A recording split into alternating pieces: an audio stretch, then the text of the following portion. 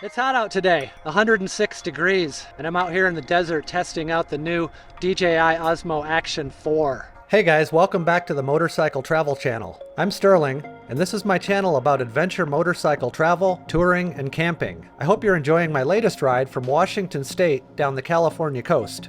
One of the cameras that I used on my ride down the coast was the DJI Osmo Action 3. I've been using that camera for about a year now, and it's definitely my favorite action camera. DJI recently hooked me up with the Osmo Action 4, and that's what this video is about. Consider this a bonus video. I'm going to give you some tips on how I use a helmet camera for motorcycle filmmaking, and we'll highlight some of the new features on the DJI Osmo Action 4. Come back on Sunday for the next video in my ride down the coast. Right now, let's have a look at the DJI Osmo Action 4. So the Osmo Action 4 is DJI's flagship action camera. This camera retails for a price of $399 US. You can see it's got the same basic form factor as the Osmo Action 3. It feels about the same in my hands. And this is the cage that's included with the camera. Like the Osmo Action 3, it still has the magnetic quick release, and you can very easily shoot native vertical video with this mount. I also really like the multifunctional battery case that came with the Action 3, and it comes with the Osmo Action 4 as well. The batteries charge up really fast, and I appreciate that. In fact, it only takes about 18 minutes to get a battery charged up to 80% full, and 50 minutes to reach a full charge. So how does the DJI Osmo Action 4 work in the field? Let's go find out. This is so hot. It's ridiculous today. It's like 100 degrees down here in the desert.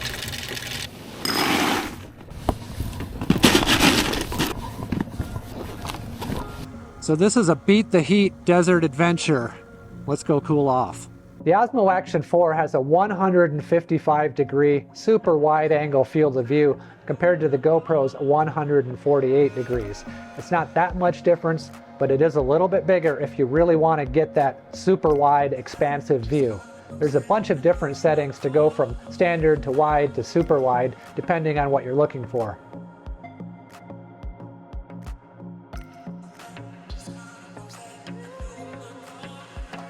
I always shoot everything in 4K at 24 frames per second.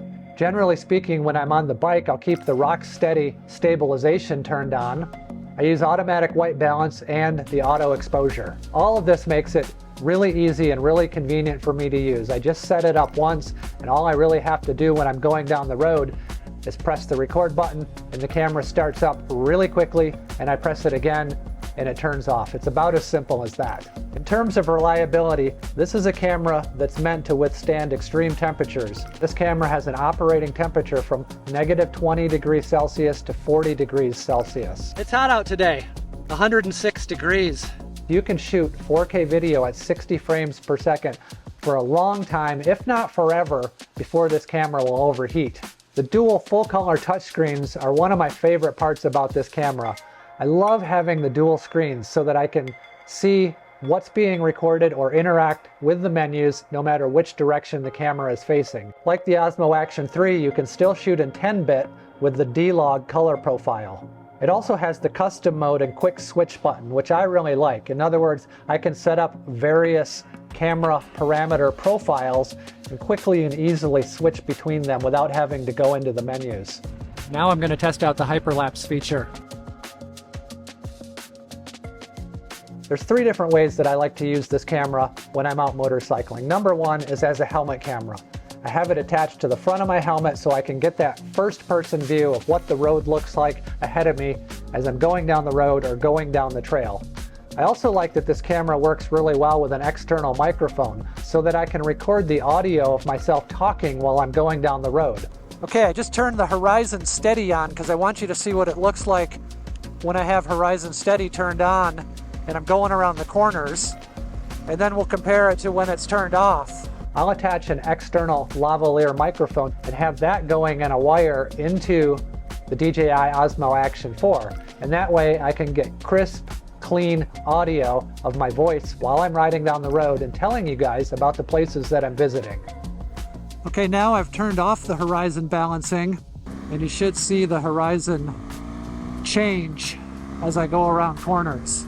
The second way that I would use this camera would be to mount it on the windshield so that it's facing me. In other words, I can get a shot of myself as I'm going down the road. This gives me some extra material to cut into the video to keep it interesting. Love the magnetic mounting system on this camera. It's really innovative, and it makes swapping the camera between my helmet and other points on my motorcycle super easy. I have this mount on the front of the motorcycle near the windscreen, so I can put the action camera right up here and get a shot of myself as I'm going down the road. And what I like about this camera is that no matter which direction it's facing, because it has the dual screens, I can interact with the menu. So while I'm going down the road, I can simply reach up here and change any settings that I want to on the camera. The third way that I would use it would be to mount it in a different position on my motorcycle, like maybe over my shoulder, for example, to get, yet again, one more angle. Not a bad road, right? Lots of curves on this road. And this is where I want to use my phone to be able to monitor that shot up there. What I do is go into the DJI Mimo app, and I set it up so that I can look at what's being recorded on my phone as it's being recorded. With the GoPro camera, you can monitor what the camera is seeing, but as soon as you press record, you no longer get that preview. It just helps to have a variety of angles when I go into the edit to make the video more dynamic. The bike says it's 104 degrees out right now. It's gonna get cooler the higher up that we go. Now the temperature has dropped to 55 degrees. How insane is that? Of course, this is an action camera that's not limited to just being used while you're on your motorcycle. It's perfectly good for using as a basic vlogging camera as well. Man, this place is so cool. There's this little waterfall coming down here with these rocks. How cool is this? When I get off the bike, I might want to walk around and talk to the camera and show you guys where I'm at. And I can hear thunder off in the distance. This camera works great as just your basic sort of handheld vlogging camera as well. And there's this waterfall right here. I mean, it's an itty bitty waterfall, but it's still pretty cool. And now we're down to 52 degrees. That's more than 50 degrees in the last couple of hours that the temperature has dropped.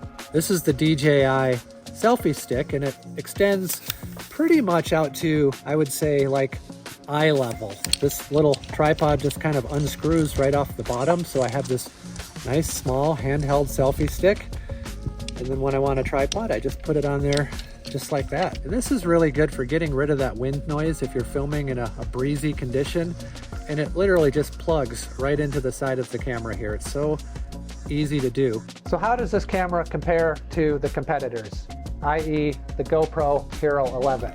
The biggest new feature on the Osmo Action 4 is that it upgrades the imaging system in an all-around way. This is an action camera with the best image quality on the market. And that all comes down to the new sensor, which is a 1/1.3 inch sensor with stunning low light capabilities.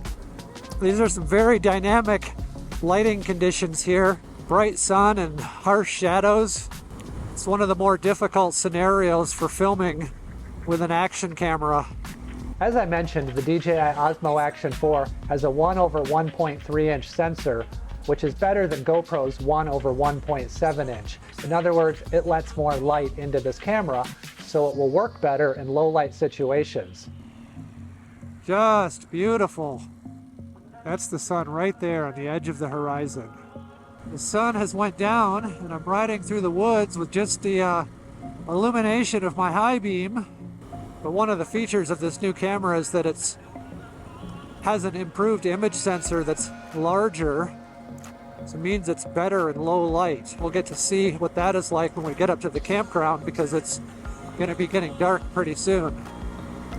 As dark as it can be, but we have these cool lights.